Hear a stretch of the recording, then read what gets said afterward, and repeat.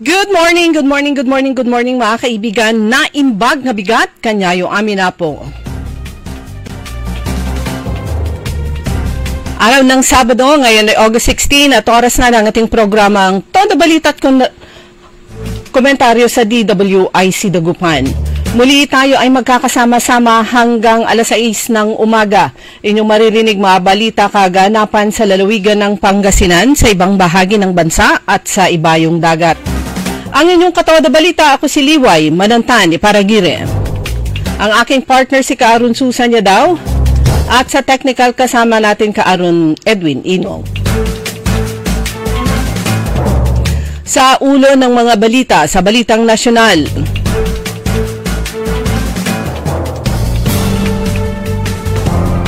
China Coast Guard lumapit na sa Manila Bay.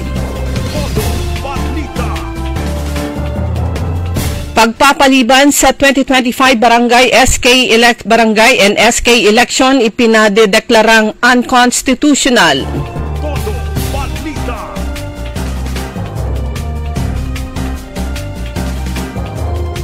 Mensahe ni Pangulong Marcos sa St. Timothy ipaliwanag sablay na flood control project. Sa balitang lokal, pamahalaang panlalawigan ng Pangasinan tumanggap ng relief packs mula sa NGCP.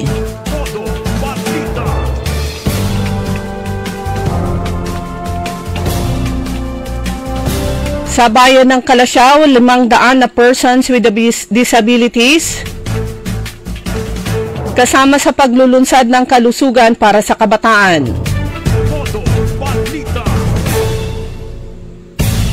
Sa balitang pampalakasan,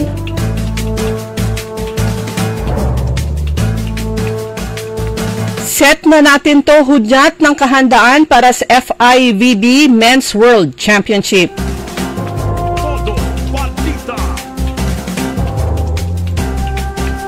At ngayon sa detalye ng ating mga balita. Isang barko ng China Coast Guard ang namataan malapit sa Manila Bay kahapon. Sinasabing upang harangin sana ang isang barko ng Philippine Coast Guard na patungong general area ng Bajo de Masinloc. Ayon kay Ray Powell, founder ng Maritime Tracker sa Sea Light, ang CCG 3306 ay namataan sa labas ng 24 nautical mile contiguous zone ng Pilipinas at tila tinatangka umano nitong masabat ang BRP Cape San Agustin. Matatandaan ang CCG o China Coast Guard 3306 ay siya ring barko na gumamit ng water cannon laban sa barko ng Bureau of Fisheries and Aquatic Resources o BIFAR na BRP Dato Bangkaya sa Bajo de Masinloc noong Lunes, ngunit hindi nito tinamaan ang target. Idinagdag pa ni Powell na isang Chinese research vessel din ang naispatan, may 1 kilometro lamang ang layo sa Bajo de Masinloc nitong Biyernes ng umaga.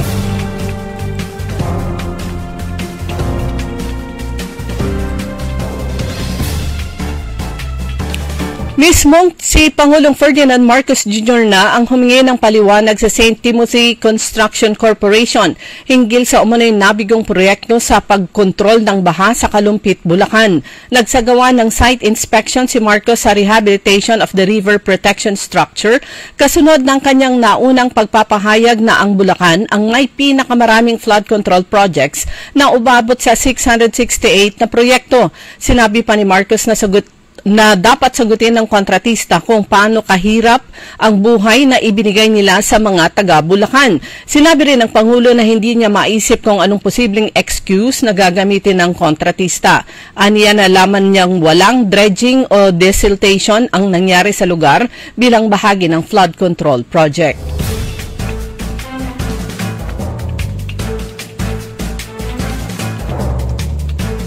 Sa kaugnay na balita, tiniyak naman ni Baguio City Mayor Benjamin Magalong nitong Biyernes na ipapasa niya kay Pangulong Ferdinand Marcos Jr.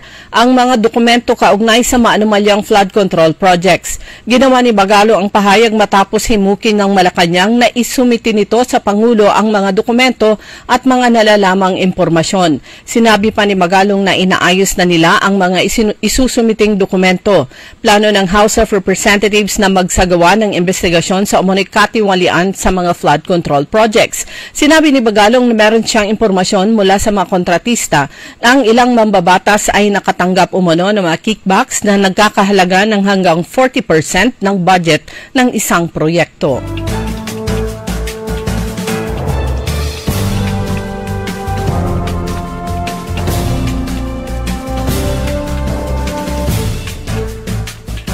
Samantala, nais ng isang abogado na maideklarang unconstitutional o labag sa saligang batas ang bagong batas na nagpapaliban sa December 1 Barangay and Kabataan o Sangguniang Kabataan elections sa November 2026. Dumulog ang election lawyer na si Romulo Macalintal sa Korte Suprema kahapon at naghain ng 34 pages for certiorari and prohibition upang hilingin sa mataas na hukuman na maideklarang unconstitutional ang Republic Act No. 12232 dahil sa pag-aantala nito ng halalan.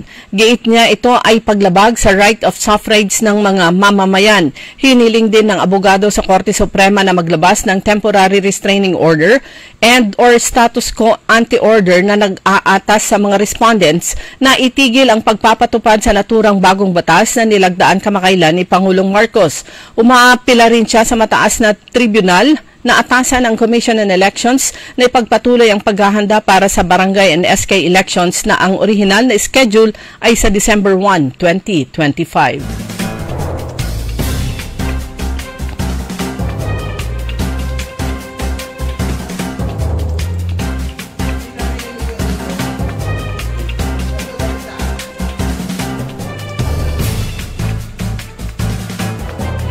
Nagpapasok lulo ang Land Transportation Office sa Philippine National Police para labanan ang naglipan ng fake news sa social media.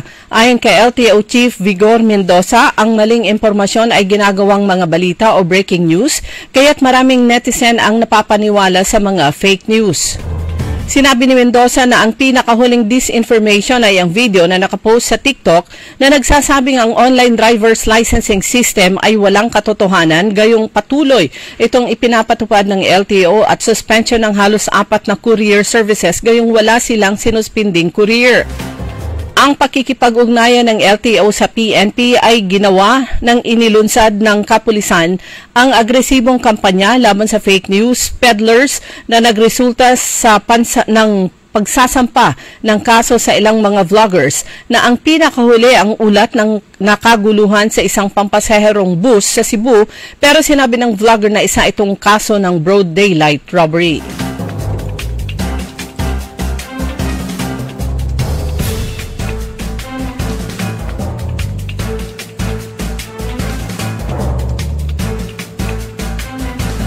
Pabor naman si Senate Minority Leader Vicente Tito Soto III na magkaroon ng random drug test sa mga empleyado ng Senado. Sinabi ni Soto na dati nang ginagawa ang random drug test kaya dapat ibalik ito ng liderato ng Senado. Ginawa ni Soto ang pahayag matapos makaladkad ang pangalan ni Nadia Montenegro, staff ni Senator Robin Padilla sa isyu ng paggamit ng marijuana matapos maamoy ng isang staff ni Senator Panfilo Lacson ang di umano'y amoy marijuana sa loob ng ladies room sa 5th floor ng Senado kung saan lumabas umano ang dating aktres. Itinanggi ni Montenegro ang akusasyon at sinabing posibleng ang vape na laman ng kanyang bag ang naaamoy. Ayon kay Soto, nagulat siya sa nasabing ulat at sobrang nakakahiyaan niya ito.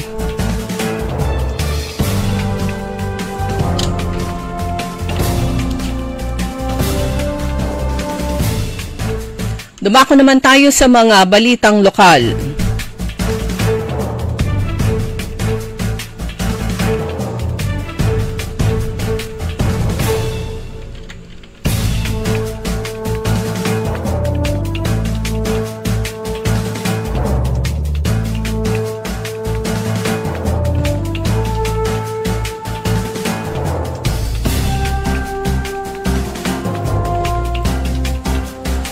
Balita mula sa Kapitolyo, sa pakikipagtulungan ni Governor Ramon Q. III, tumanggap ang lalawigan ng Pangasinan sa aabot ng 400 na relief packs mula sa National Grid Corporation of the Philippines o NGCP para sa mga pamilyang labis na naapektuhan ng bagyo at pagbaha sa Pangasinan. Sa isinagawang turnover ceremony kahapon, personal na pinangunahan ng gobernador kasama ang mga kinatawan ng NGCP sa pangunguna ni Right of Way Officer Marcelo Ilumin at Transmission Line Manager Engineer Jenny Jimenez ang pamamahagi ng relief goods sa mga pamilyang dumalo sa nasabing aktibidad.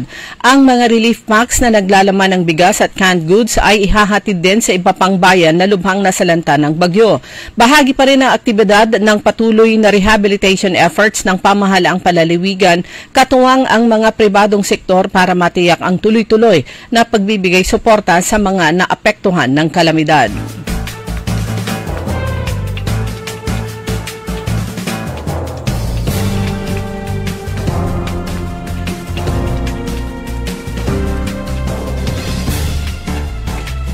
Sa bayan ng Calasiao, dinaluhan ng nasa 500 na persons with disabilities o PWDs at ng kanilang kaanak ang inilunsad na kalusugan para sa kabataan na may natatanging kakayahan o KKK. Ito ay ginanap sa Calasiao Sports Complex. Layunin ng programang ito na inilunsad ng Municipal Health Office at Municipal Social Welfare and Development Office na mabigyan ng kaalaman ang mga PWD at ang mga nag-aaruga o umaaruga sa kanila tungkol sa adolescent health at tamang pangangalaga sa mga PWDs. Bahagi rin ng programa ang patimpala kung saan ipinakita ng mga PWD ang kanilang galing sa pagtula, pagmomodelo at pag-awit. Handog naman ng Junior Chamber International o JCI JCI Dagupan Bangus sa pangunguna ni former Area Vice President Justoni J.T. Aquino ang tinapay at tig 5 kilong bigas para sa mga dumalo. Nagpapasalamat naman si Mayor Patrick Agustin Karamat sa kabutihang loob ng mga organisasyon na katuwang ng lokal na pamahalaan ng Calasiao na patuloy na bumubuo ng mga programa para sa mga PWD at iba pang sektor.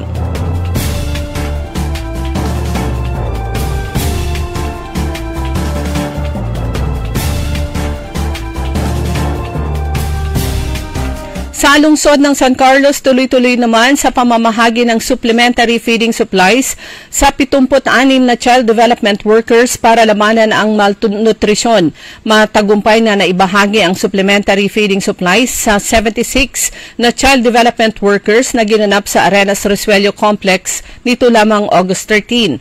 Sa pangunguna ng kanilang City Social Welfare and Development Officer, Maria Lorceli Estrada at sa pakikipag-ugnayan sa DSWD Field Office Region 1, ito ay naging matagumpay. Patunay lamang ito na ang lokal na pamahalaan ng lungsod ng San Carlos sa pamumuno ni Mayor Julier Ayoy Resuello at Vice Mayor Bogs Resuello ay patuloy na nagbibigay halaga sa kalusugan at nutrisyon ng mga batang nasa child development centers, lalo na ang mga kulang sa timbang o may malnutrisyon.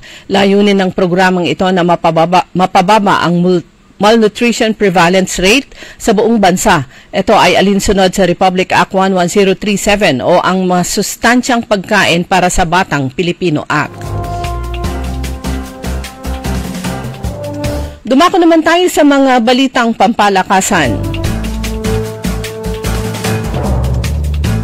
Nagsama-sama ang mga top sports executives ng bansa para himukin ang mga fans sa Mall of Asia Arena Music Hall na suportahan ang FIVB Volleyball Men's World Championships 2025. Sinamahan si Ramon Tatsusara, ang Executive Vice President ng Volleyball at World Governing Body FIVB. Sinamahan siya ni Philippine Olympic Committee President Bambol Tolentino at Philippine Sports Chairman Pato Gregorio.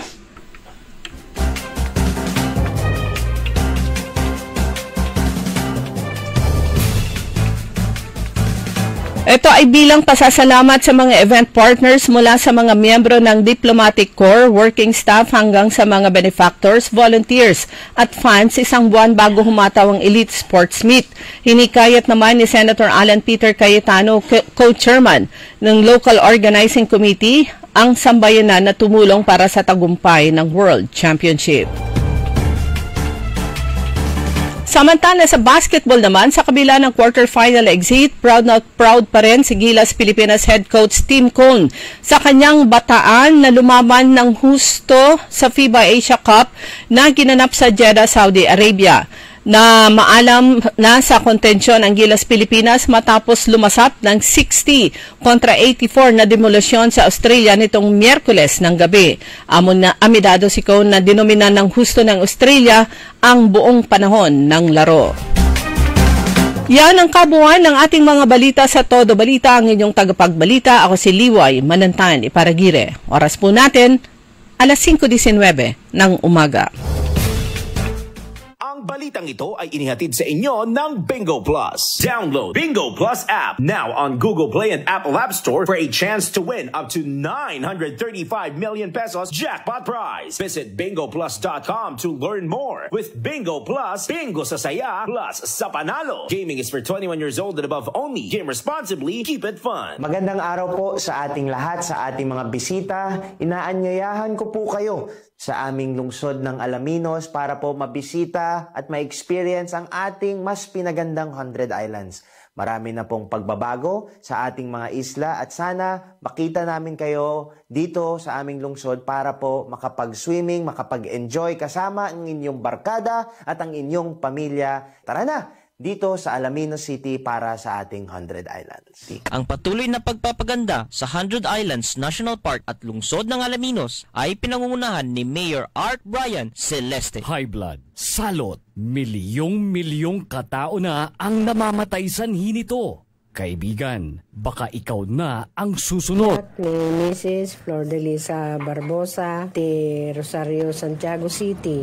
Agtawenak ti 63. Manungatawan nga aglutluto ako, tada karindiriyak. Mariknak agpipikal. Ti imimak iso nga nangagak ti radyo, dato'y agas nga pao di arko. Pinadas ko. Mayat ti epekto na. Do'ti food supplement nga napadpadasa ko. Awan ti epekto na. Dato'y pao di arko, idi nagtumarak, manungal daw lang, han nga agpipikal ti imakon. Awisen kay nga mangpadas, tapno may katmat, dagita rik-rik na inyo, saksakitin nyo. Kaya kaibigan, buhay mo'y ingatan. Mag-Aldrich Pau di Arco Herbal Capsule na para kalusugan mo ay garantisado. Narito na ang Filipino Mirror, ang unang tabloid sa negosyo. Nagtatampo ng mga eksklusibong balita at impormasyon ng pagtatagumpay sa negosyo. Ang tabloid na nagbibigay ng gabay at inspirasyon sa pag-unlad at pag-asenso. Filipino Mirror, naglalaman ng mga nagbabagang balita, napapanahong issue, may init na opinyon at komentaryo. Filipino Mirror, ang unang tabloid sa negosyo. Pinarangalan ng Gawad Tanglao bilang natatanging pahayagan sa 3 magkakasunod na taon at marami pang pagkilala. Kaya bumili na at magbasa ng Filipino Mirror ng umasenso sa pagnenegosyo. DWIZ.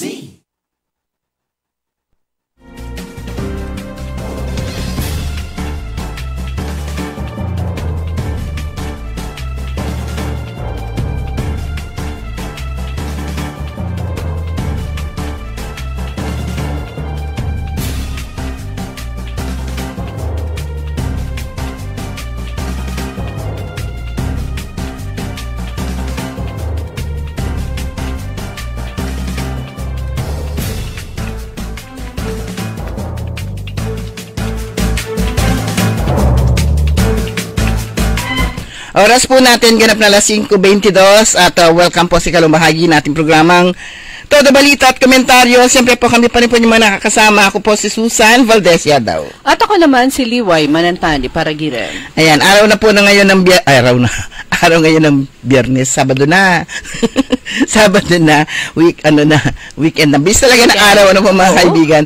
This is sa na ngayon. Kalagitnaan na ng Agosto. Kahapon, ulan-ulan. Yung ulan-ulan na nararanasan po natin southwest monsoon pa rin. Hindi si Goryo, hindi tayo naapektuhan o akapawalay Goryo. Bait nga, no? Oo, pati si Pag-asa kasi hindi rin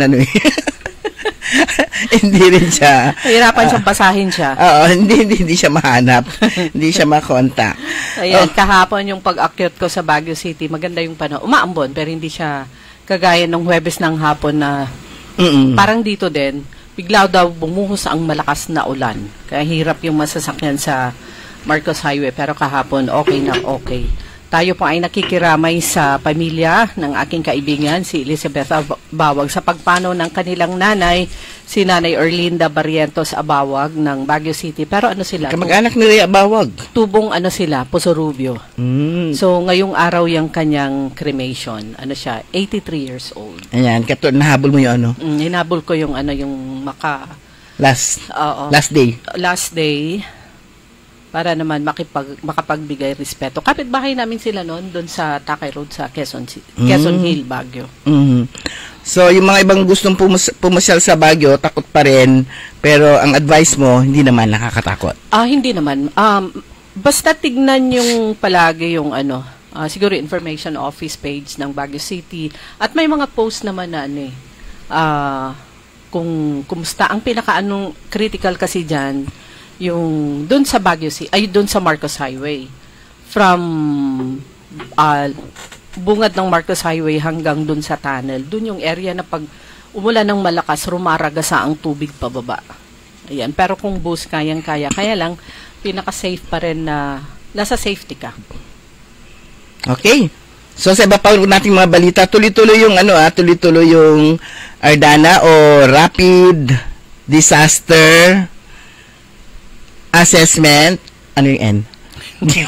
Needs. Tama ba?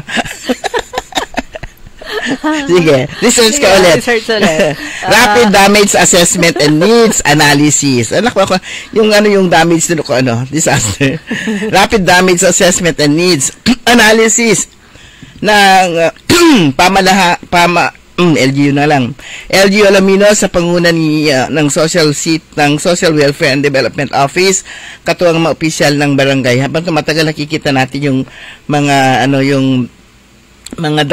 damage na bahagi ng syudad. Ang dami talaga nawala ng bahay doon. So, layo ng Ardana na matukoy pa rin yung lawak ng pinsala at mga pangunahing pangangailangan ng mga residenteng naapektuhan ng bagyong Emong sa tulong ng mga Ardana team. Kasalukuyang iniikot ngayon ng iba't ibang barangay para makakalap ng mahalagang datos at makapaghatid ng nararapat na agarang tulong sa mga nangangailangan. So, yung pwede namang bigyan agad-agad ng tulong para maiulat kaagad iyon sa LGU. Ayan. Ang Inner Wheel Club of the Philippines District 379, meron na silang tukoy na pamilya na para tutulungan din, parang adapt pa family sa barangay Maawi naman. Yung napili ng District 379, ito yung mga halos lahat ng kanilang mga kapitbahay, medyo nagsisimula na silang mag-reconstruct, mag-rebuild ng kanilang mga bahay. Pero sila, hindi sila gumagalaw kasi nga wala silang panggalaw.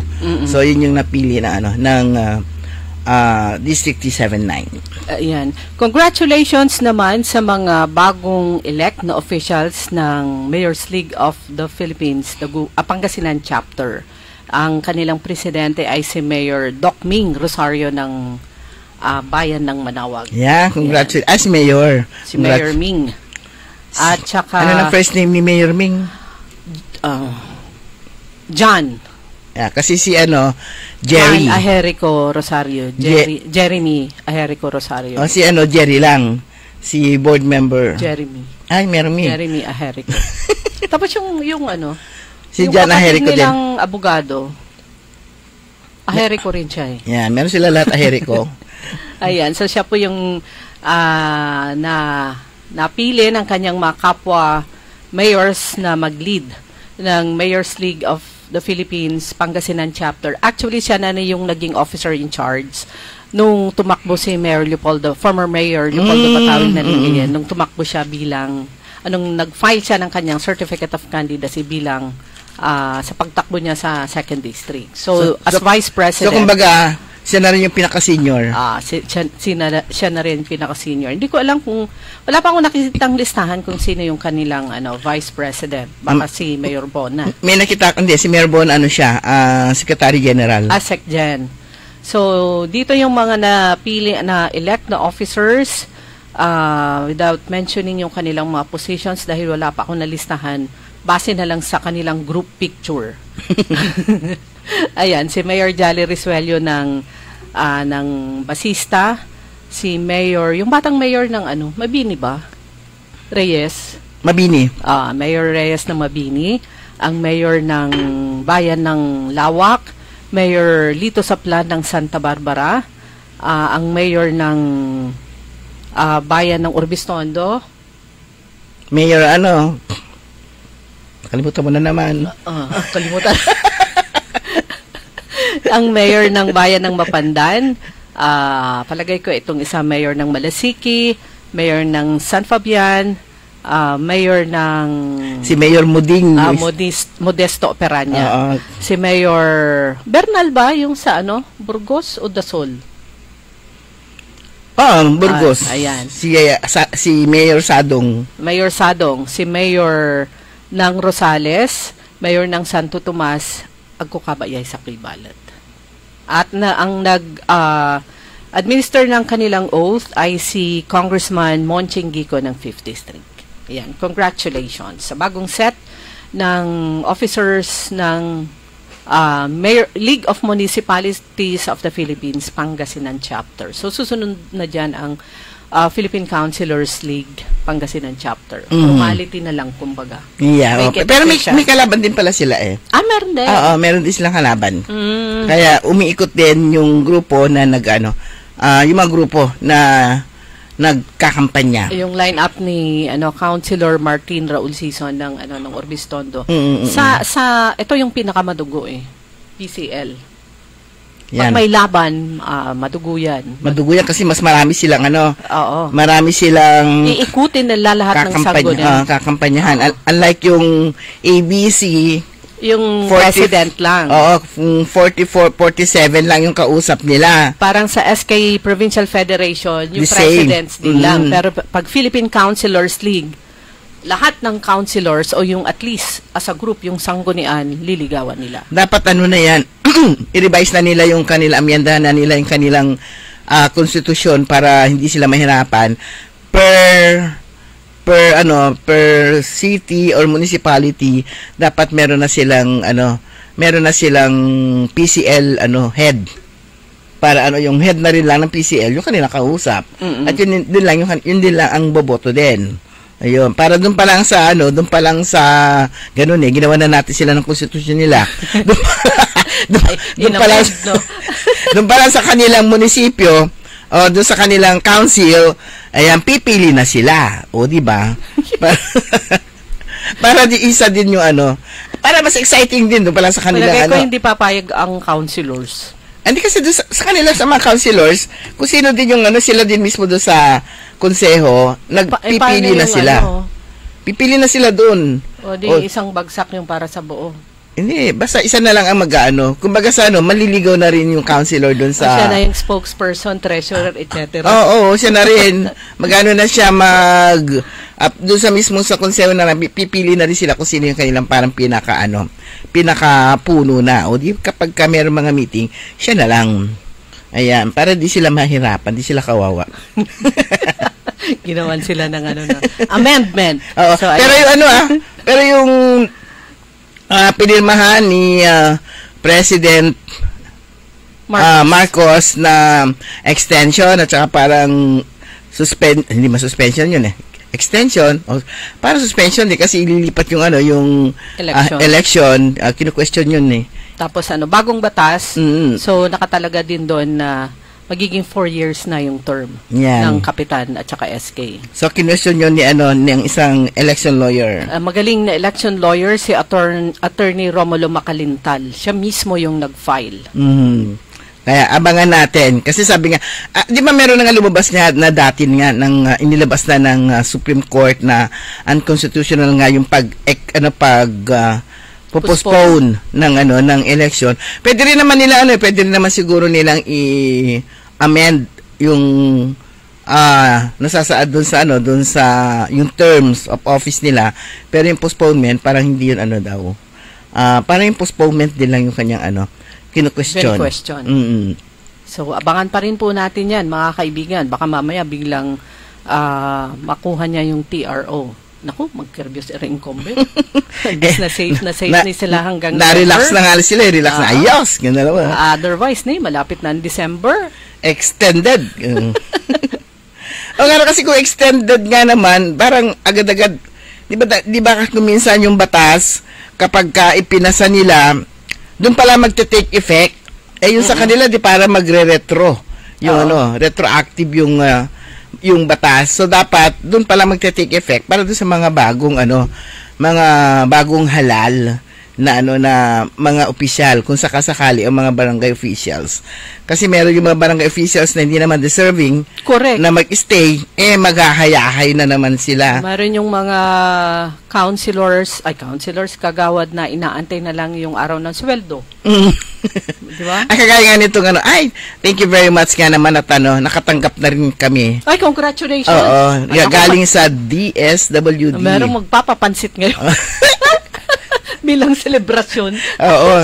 Nakita ko na, sabi ko nung minsan, kahit makita ko man lang yung laman, nakita ko na rin. May corn beef, may Pero galing ito sa sa DSWD PAC. Initiative ni Congresswoman Manay Gina de Venecia. Pero siyempre, yung barangay officials, si Kapitan, ang siguro lang ang magtuturo, yan, kung sino yung mga bibigyan.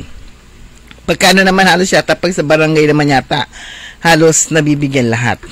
Sana, ganon. May dagdag na. Sana. Kasi baka meron hindi nabigyan nga binabanggit ko dito. Kasi kami gapoy. Ganda. Meron din barangay na meron din barangay na mga nagrereklamo. Sabi nga nila akin ganda, ang gapo ko sekanda para lang daw, yung talagang mga affected lang daw. Wala matiramay wala matiramay ang kakabalog sa abong da, kakawat matira dalap, sabi gano'n, agara dalap kasi tagi may abong da. Tapos, pero dalap may kin. Siguro. Pawayan da. Siguro. Tapos, wala ni may sakig kagawad, kantun, agtukuno ang talay pangilugan ng to, sa ramay. Yan ang masama kasi, lalo na, yung talay pangilugan ng to, sa ramay, may boxes. Masakit sa mata. Ayan yung mahirap kung gumagawa kayo ng milagro, hindi nyo maitago. Dahil mahirap itago talaga. Dahil box yun Alang nga ilagay mo, isukibot mo. True. Tapos, yung mga listahan, ang daming wala sa listahan. Pwede rin in good faith. Halimbawa, hindi makalabas si Nanay Ising, si Tatay Pedro, si Tatay Alandalara. Kasi may mga gano'n naman di ba? Kaya ako minsan pero sana nag-utos na lang siya ng kamag-anak niya. Para hindi sila para hindi naman masyadong. Kasi pag ganyan, talagang mainit sa mata. Mainit sa mata, lalo na yung mga nahihirapang pumila pa. Lalo na yung mga pumila nung kasagsagan ng baha o kaya agaylay irap dan. Meron pa yung mga narinig natin, yung stub binigay para sa senior citizen. Hindi siya makalabas o hindi niya kakayaning lumakad ng malayo. Dapat siya daw, naman yan, humanitarian naman. Kung alam naman na yun talaga para doon sa senior citizen o yung head of the family hindi kayang lumabas, lumusong sa tubig o lumakad ng malayo, bigay nyo na. Yan, ibigay nyo na. May representative, pero meron yung isang, naman, sa isang lugar dito sa Dagupan, dahil lubog sa baha yung kanilang kalsada, yung bahay niya, hindi binaha kasi mataas yung bahay niya. Kahit papaano, meron din siyang kaya. Binigyan din siya ng stub. Ay, pawitula, pwedeng pakikuha na lang yung akin kasi lulubog sa tubig yung aking bota. O, di ba? Madadaanan din. Kumbaga, ang rason niya, hindi doon sa hindi niya kaya. Lulubog sa bota sa tubig yung kanyang bota. Ang galing naman nito. Kaya kayo na lang kasi wala kayo. Pakikuha na lang. Kasi wala silang bota. Siya may bota. Parang tapos ganun. nung bumaba na ang tubig, dumating na yung supply ng isang truck ng supply ng bigas niya dahil siya. Supplier pala ng bigas. Supplier pala. Ang tinda niya hindi kilo-kilo, sako-sako. Ay. Pero yun, binaha naman yung harap niya. So natuwa naman ako speaking of that sako-sakong bigas. Sino na ba yung sa JC's na siya yung nag-introduce about top outstanding young men na meron talaga silang meron silang sakahan na malawak. Na every time na nag-harvest sila, pang lang nila yon, pang pamigay. So meron silang naglalaan sila ng parang daang 500 sako. Oo, para pamigay nila. Ganun. Mga 500 sacks yung binibigay nila yearly o kada ani. Kaya siguro kaya naman siyempre deserving siya maging top, one of the top outstanding young men sa bansa. Pero yun nga, nabalik na tayo diyan sa bigas. Ayuda na yan, pa rin, tuloy-tuloy pa rin yung mga iba na yung mga hindi na pa rin nakakatanggap ng ayuda. Meron pa rin mga nagbibigay na ngayon lang din sila nakalikom, mga organisasyon, ngayon lang sila nakalikom ng kanilang mga ipamimigay. So tuloy-tuloy pa rin yung pagtanggap pa rin ng ibang lugar na itong tinatawag po natin na relief packs. operation. But so far, so far, yung mga bigas na kasama sa food pack ng DSWD, so far, wala pa ako narinig na complaint. Unlike before kasi pag sinabing relief rice mula sa NFA, ako may narinig na ako. Iba na. May narinig na ako, senawat mi unya, pigaran, walay noodles, walay pero may balas na singa narik yung pagkasabi singa narik. Pero ano yun, pag DSWD kasi yun yung naka-vacuum pack. Nakita ko maganda yung sa maganda yung sa DSWD. Pag naka-vacuum pack, vacuum sealed, naka-plastic na makapal, tapos para siyang tuyo, pero walang hangin yung DSWD yun. Pero yung kung na-receive nyo, ay kunyari, 3 kilo ay repack, hindi DSWD yun. Kung saan man galing yun. Sinors nila sa iba. At most likely, local, yung LGU yung nagbigay. Pero maganda pa rin yan kung tuloy-tuloy yung pagbibigay dahil pag sa DSWD kasi meron silang kinukomply na mga reports. Kaya naman nagbibigay sila ng stop. Pero sana mabigyan na lahat ng hindi pa nakatanggap. Ayan, para hindi na sila sana all. At para sa lahat. Tsaka hindi na inggit. Okay. Nakakainggit hindi pero kasi. Congratulations talaga. You don't belong. Nga, at last nakatanggap din tayo. Ito, bago tayo mag-break, i-announce lang natin itong NGCP Power Advisory na shinare naman ng Central Pangasinan Electric Cooperative dahil sakop nila yung affected area ng NGCP Power interruption. Ngayong araw, August 16, mula alas 7 ng umaga hanggang alas 12 ng tanghali, ngayong Sabado, ang affected area ay buong bayan ng Mangaldan. Nako, buds, brown out yan sa inyo ng buong umaga. Nakalagay dito, ang NGCP magsasagawa ng, they will implement preventive maintenance and testing of Sinpelco Gilig's substation metering equipment. Yan, alas 7 ng umaga hanggang alas 12 ng tanghali, buong bayan ng Mangaldan ngayong araw ng Sabado. Ayan, mga kaibigan, oras po natin, ganap ng alas 5:41. Pero, ayan, nawala yung ating breaker. Tinawag siguro sa Malacanang. Merong announcement din po ang Lingayen, yung Lingayen Scholarship Program for School Year 2025-2026. Ang examination date, August 24, 2025. Okay din ito, nagpapa-exam din sila. So, testing centers, PNHS, at saka sa PISAP. Ito yung scholar ako ng bayan. Nag-start to pag itong term na to kay dating Mayor Leopoldo Batawil. So, Municipal Ordinance Number 78-2019.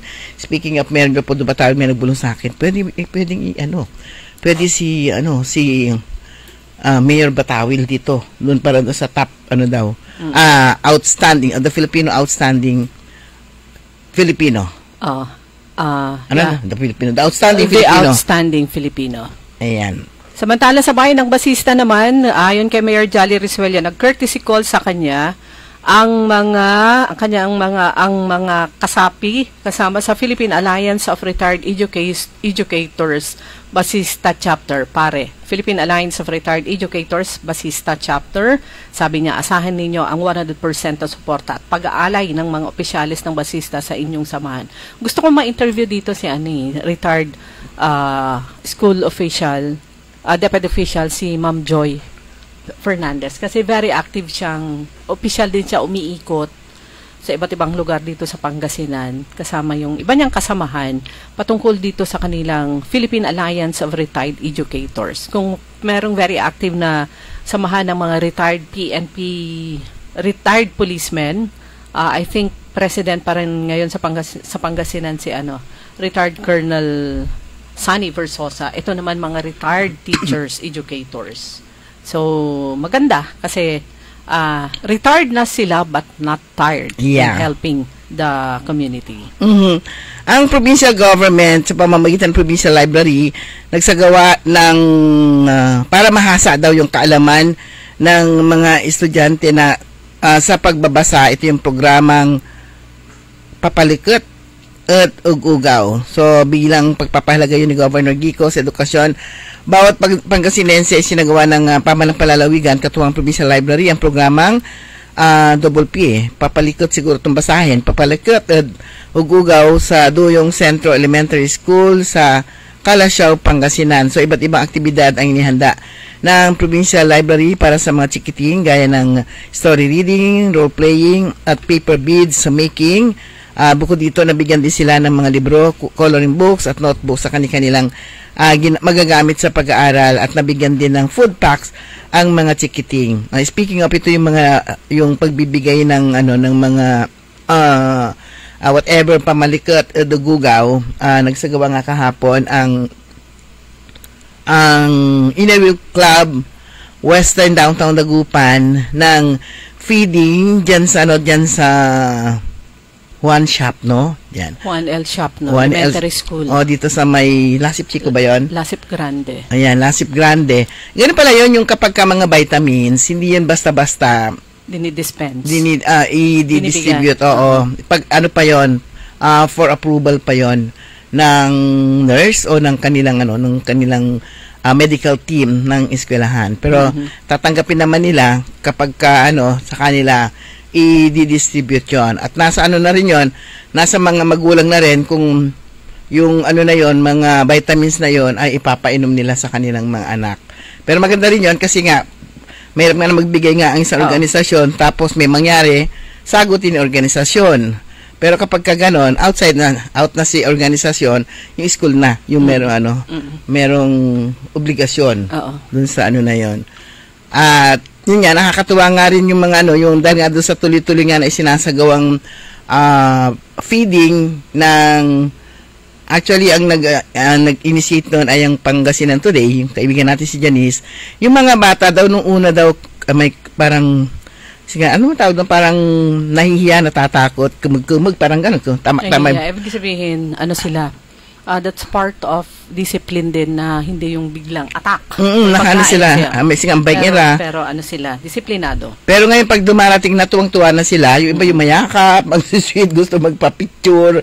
So parang meron ng attachment doon sa yung lagi nilang pagpunta na pagbibigay ng pagbibigay ng masasarap na almusal para dito sa mga batang ito. Ang importante, nutritious. Bawal yung mga processed foods. Kaya mahirap din mahirap din magpa-feeding. Mas okay pa yung mag-feed, yung kumain sa bahay kasi sa bahay, makakain mo yung gusto mo. Kaya nga, diba, there was a time nung nag-feeding program tayo doon sa Tambak Elementary School sa mga identified as malnourished and severely malnourished. Yun pa yung term that time.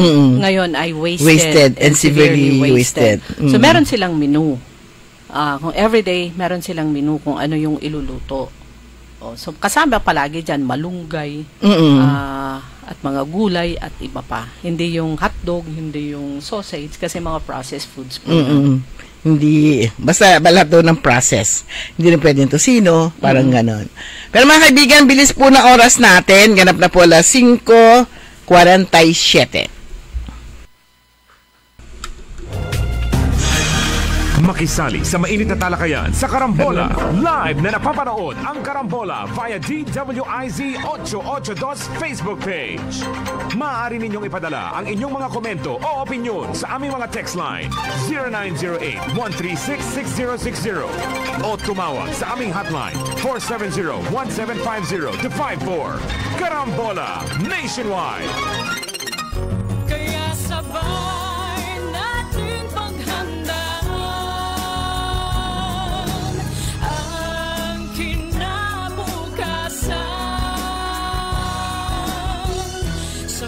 your life, maaasahan mo na patako sa aking pangako. Para sa compulsory insurance coverage for agency-hired migrant workers, Fortune Life Insurance. Securing your tomorrow today.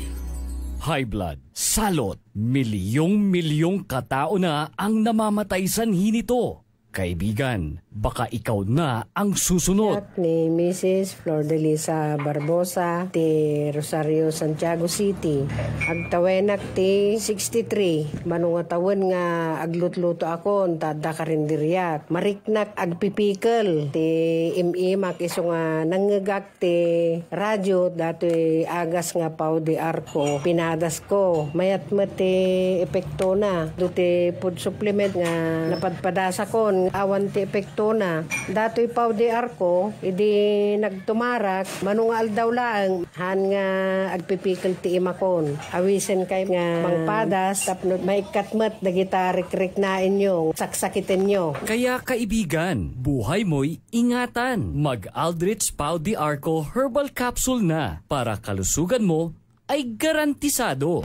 Narito na ang Filipino Mirror, ang unang tabloid sa negosyo. Nagtatampok ng mga eksklusibong balita at impormasyon ng pagtatagumpay sa negosyo. Ang tabloid na nagbibigay ng gabay at inspirasyon sa pag-unlad at pag-asenso. Filipino Mirror, naglalaman ng mga nagbabagang balita, napapanahong issue, may init na opinyon at komentaryo. Filipino Mirror, ang unang tabloid sa negosyo. Pinarangalan ng Gawad Tanglao bilang natatanging pahayagan sa 3 magkakasunod na taon at marami pang pagkilala. Kaya bumili na at magbasa ng Filipino Mirror ng umasenso sa pagnenegosyo. DWIZ Liway Manantan at Isusan Yaraw sa Todo Balita. Meron ba tayong 10 minuto bago sumapit ang alas 10 na, alas 10? 10 minuto bago sumapit ang alas 6 ng umaga. Ayan, yung nakakalungkot na balita nung isang araw, itong may nawawalang bata, 6 years old, sa bayan ng Asinggan. 6, hindi siya 10? Bata, mga 6. Ipinost nila yon yung mga, kung meron kayo nakita, missing na bata, kinuha siya ng isang white na sasakyan, Toyota Fortuner. Talagang ano? Oo, tapos kinabukasan, may news na bumulaga sa Facebook, meron yung isang bata na nakita dito naman sa Tondaligan. At it was confirmed later on na the same na bata. Na lifeless na yung bata. At hubad.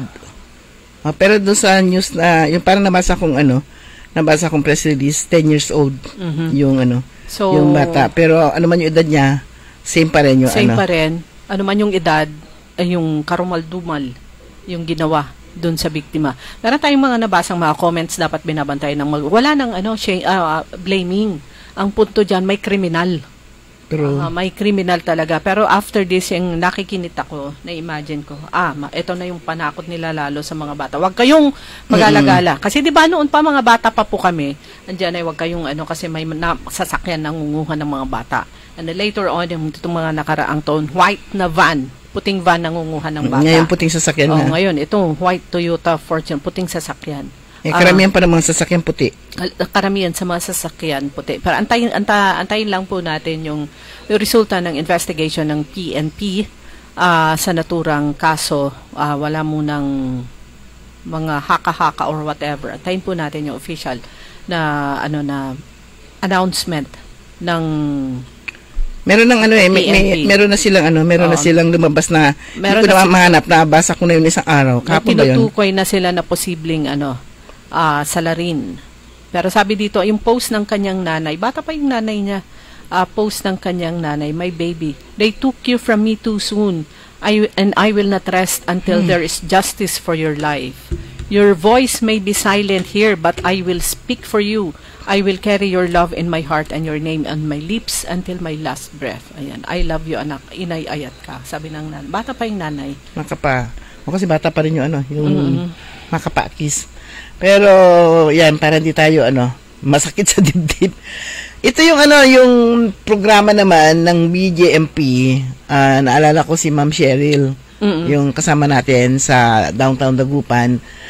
Rin niya to naghahanap siya ng mga sponsors para yung kanilang mga PDL ay makapagpatuloy ng pag-aaral. Ito yung college behind bars. Yeah. Yan. So, kamakailan, sa isang pambihira.inspire na sandali, 2 persons deprived of liberty mula sa Bureau of Jail and Management Penology, Urdaneta City, ang buong pagmamalaking tumawid sa entablado sa kanilang mga sa 46 commencement exercises ng PSU noong August 14.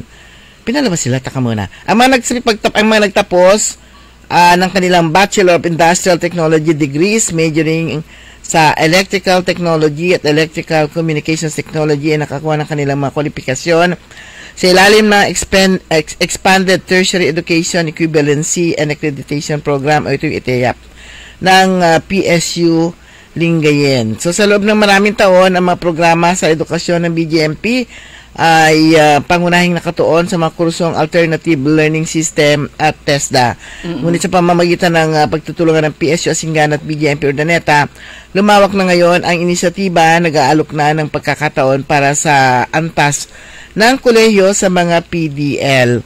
So, sa ilalim ng direktiba ni Jail Chief Inspector Randy Batayan, naroon si JO3 Masya Matya, Realim Paraino ng BJMP Urdaneta na aktibong sumusuporta sa mga programang pang-edukasyon para sa PDL upang saksihan ang milestone. So, yung pagkakita sa ating mga PDL na nakakuha ng kanilang mga degree sa kolehiyo ay patunay ng edukasyon ay tunay na nagpapabago ng buhay, sabi ni Paraino. Kami ay nakatuon sa namit na natin itong si JO3 Paraino. Naalala ko pinsan mo si Mayor, ay nung nag-project tayo doon sa diyan sa Urdaneta, yung dishwashing liquid, tsaka yung gulayan din lahat. Yeah, absent ako noon. Nga pala. Hindi ko alam yung mukha niya. So, yun, sabi nga niya, nakatuon daw sila sa pagbibigay sa kanila ng pagkakataong matuto, mapabuting kanilang sarili at maganda para sa isang mas magandang kinabukasan sa sandaling bumalik na sila sa lipunan. Ngayon, binigyan din naman ni Dr. Ana Lindiola, ang ITEAP focal person sa PSU Lingayen, ang pagiging inklusibo ng programa. So, ang edukasyon ay dapat para sa lahat. Ang pagiging kwalipikado para sa ITEAP ay hindi lamang tungkol sa pagsagot sa mga form. Ito ay tungkol sa pagtiyak na ang bawat may kakayahan at karapat-dapat na individual ay makakuha ng pagkakataong makakuha ng degree nang walang diskriminasyon, sabi ni Dr. Jola. Ang ganda ng programa ng mga nangangasiwa sa BJMP, kasi ito nga talagang rehabilitation. Parang paglabas mo, kung sakali, although ongoing pa lang yung trial nila, paglabas nila, parang isa na silang bagong tao. Parang gano'n. Ang dami nilang mga skills trainings, tapos may pagkakataon pa na kung hindi sila nakapagtapos ng elementary o kaya high school, through the alternative learning system. Pagdating naman kung gusto nilang kumuha ng kurso sa kolehiyo, meron yung programa, pero importante dyan syempre, meron silang kapartner ng BJMP, meron silang kapartner na tertiary school. So, sa kanila, sa BJMP Urdaneta, yung Pangasinan State University. PSU Asingan. Para ma-implement. Dito sa BJMP Dagupan, narinig naman natin, meron yung isang school na free education talaga. At pag lumabas sila at pagpapatuloy nila, libre pa rin. Pero meron yung isa daw na may babayaran. But still, yung oportunidad na maituloy nila yung kanilang pag-aaral. Marami namang schools talaga yung nag-offer ng scholarship program. So maganda itong mga ginagawa nilang ito para at least man lang mabawasan yung kaisipan ng mga nasa loob na bumalik ko naman yung kanila kung bakit man sila pumasok, ano man yung rason, at yun ay nalampasan nila. Meron yung mga ganun makalabas lang ako dito, magtitino na ako. Kaya lang kapag nanggaling ka na sa loob, parang hirap mo rin naman makahanap ng trabaho, knowing na ikaw ay may record na para yung tiwala ng tao hindi basta-basta ibibigay. At itong dalawa, very lucky sila dahil hindi lang sila nakapagtapos ng kolehiyo. Binigyan sila ng oportunidad na physically umattend Kaya Kung sa nga. graduation. Pero syempre pag ganyan may court order na pwede silang lumabas at andun din yung mga, syempre andun yung mga representatives, mga bantay nila mula sa BJMP. Pero yun nga, pinaka-importante at alagay ko, lalong mag-inspire sa kanila na kapag lumabas na sila, ay lalong ma-inspire na pagbutihin nila. Hindi lang para sa sarili nila, kundi para sa pamilya dahil sila mismo ay umattend sa kanilang graduation. Hindi, nakakalabas naman sila ng nakakalabas naman sila ng kulungan. Dorm. Kapag sila ay pupunta sa korte, nandyan pa rin yung kanilang bantay. Saka nakaposa sila. Oo. Siguro naman ito, hindi naman siguro nakaposa sa Ay, hindi naman. Maganda nga yung picture nila. Gift na sa kanila yon. Hawak nila yung diploma nila, kaganon. Nakaka-proud itong itong ganitong mga mga tawag nito, mga pangyayari.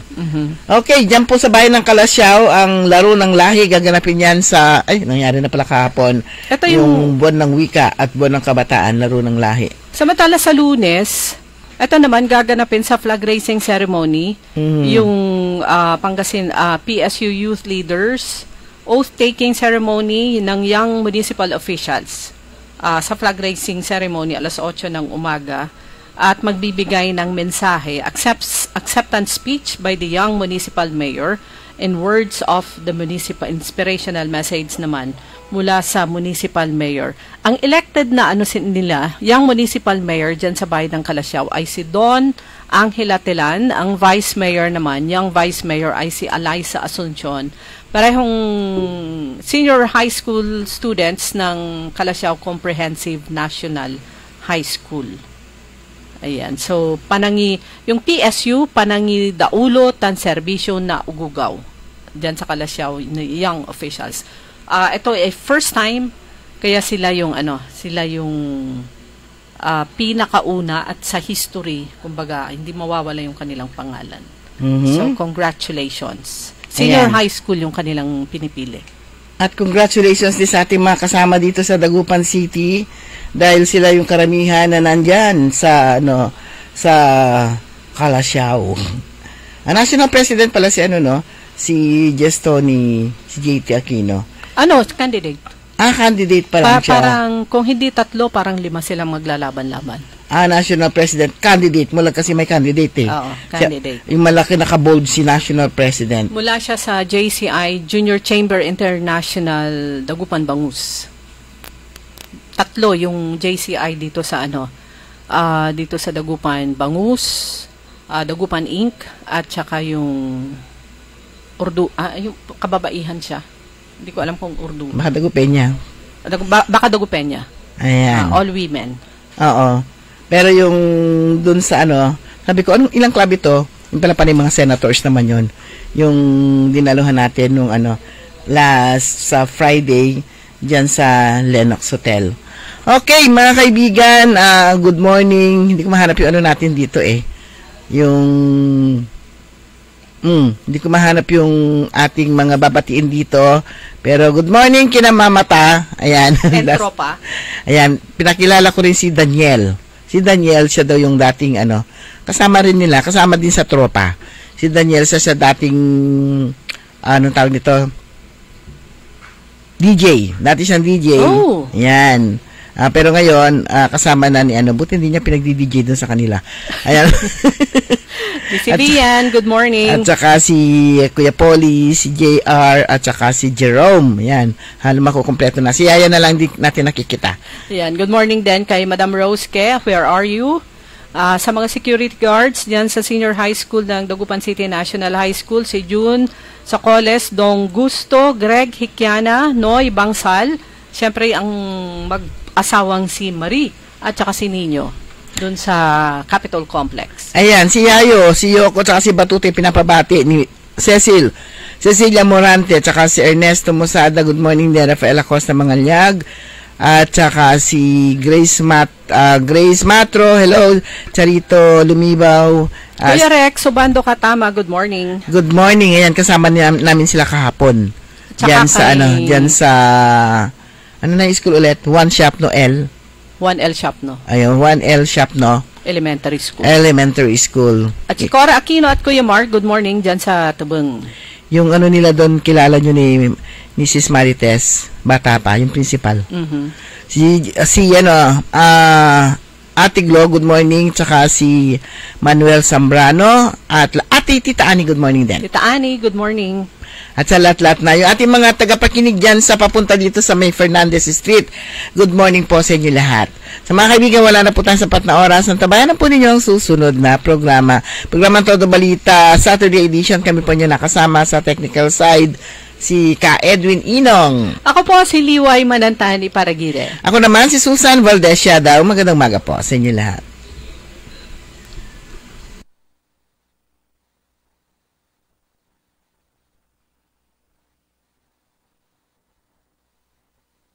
Ang balitang ito ay inihatid sa inyo ng Bingo Plus. Download Bingo